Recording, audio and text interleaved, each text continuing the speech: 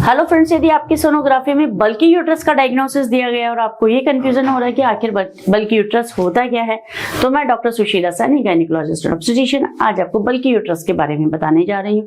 बल्की uterus सोनोलॉजिकल एक diagnosis देते हैं। इसमें यूट्रस का साइज यदि नॉर्मल साइज से थोड़ा बड़ा दिखता है तो उसे बल्की यूट्रस लिख देते हैं। बल्की का मीनिंग होता है कि कोई भी चीज यदि हैवी है, नॉर्मल साइज से थोड़ी सी बड़ी दिख रही है, तो उसको बल्की बोल दिया जाता है। जैसे कि अपन नॉर्मल बोलचाल की भाषा में भी इंग्लिश के अंदर ये टर्म यूज करते हैं कि यार ये बहुत बल्की है, या ये सामान बहुत बल्की है, या ये कोट बहुत बल्की है, या कोई चीज कपड़ा है बल्की हो सकता है।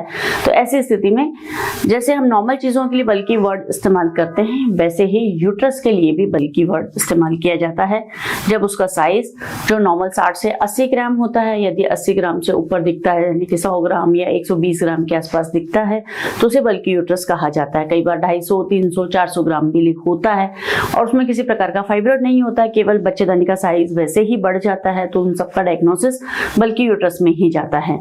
अब हमारे को समझना ये कि आखिर बल्की यूट्रस से नुकसान क्या हो रहा है, या बीमारी है या नॉर्मल है।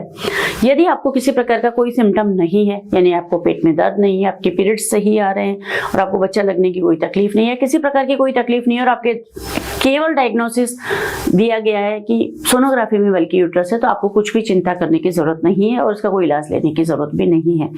बट यदि आपको जैसे बहुत ज्यादा पेन हो रहा है, या आपको महीना भारी आ रहा है, बहुत ज्यादा ब्लीडिंग हो रही है और साथ में बल्की यूट्रस दिया गया है, तो उसमें फिर हमें यह देखना पड़ता है कि कहीं एडिनोमायोसिस तो नहीं है, क्योंकि बच्चे की दानी की जो बीच की मसल लेयर होती है वो कई बार बढ़ जाती है, मोटी हो जाती है और उसमें खून के क्लॉट्स जमा हो जाते हैं, वो भी बल्की यूट्रस का एक कारण होता है। और ऐसी स्थिति में ये एंडोमेट्रियोसिस का टाइप होता है, जिसमें पेन होता है, ब्लीडिंग हैवी होती है और काफी ज्यादा तकलीफ रहती है। तो ऐसी स्थिति में आपको फिर एंडोमेट्रियोसिस का ट्रीटमेंट लेना पड़ता है। तीसरा, यदि बल्की यूट्रस के साथ में छोटे मोटे कोई फाइब्रोइड्स दिखाई दे रहे हैं जिसके कारण साइज बढ़ गया है, तो फाइनली फिर फाइब्रोइड का आपको ट्रीटमेंट लेना ही पड़ेगा। और यदि आपको बच्चा लगने की समस्या हो रही है और उसके साथ में बल्की यूट्रस का डायग्नोसिस दिया गया है, तो जनरली बच्चा लगने में बल्की यूट्रस से कोई प्रॉब्लम नहीं आती है, यानी कि आपका जो कंसीव नहीं होने का कारण या बच्चा नहीं लगने का कारण बल्की यूट्रस बिल्कुल नहीं होगा।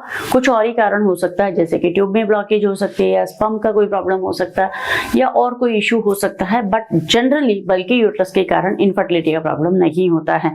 लेकिन यदि आपका बच्चा बार बार खराब हो रहा है, आपको अबॉर्शन हो जाता है, तो वहां पे फिर एक कारण बल्की यूट्रस हो सकता है। That is also not sure, क्योंकि कई बार बल्की यूट्रस में एडिनोमायोसिस का कंपोनेंट होता है और एडिनोमायोसिस के कारण यूट्रस की कॉन्ट्रैक्शंस बढ़ जाते हैं और ऐसी स्थिति में बच्चा लग नहीं पाता है, क्योंकि जैसे ही बच्चा लगता है यूट्रस की कॉन्ट्रैक्शंस के कारण वो अबॉर्ट हो जाता है। ऐसी स्थिति में पहले एडिनोमायोसिस का ट्रीटमेंट करना पड़ता है, उसके बाद आप प्रेगनेंसी प्लान कर सकते हैं।